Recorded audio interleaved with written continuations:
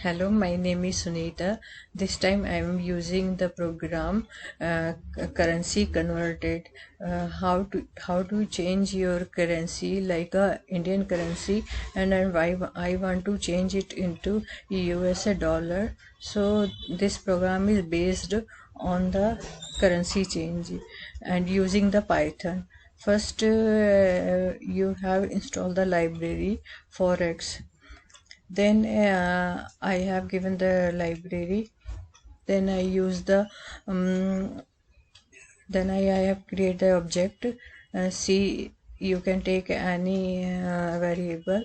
Then I am using the amount. The amount, whenever we using the amount, it will show the integer type. Then from currency, like to currency, these are the variable.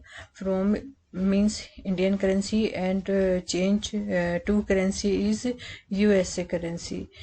Then I print it, and finally I want to after converted the currency, how it show the result. So if I run this program, and I give it 5,000.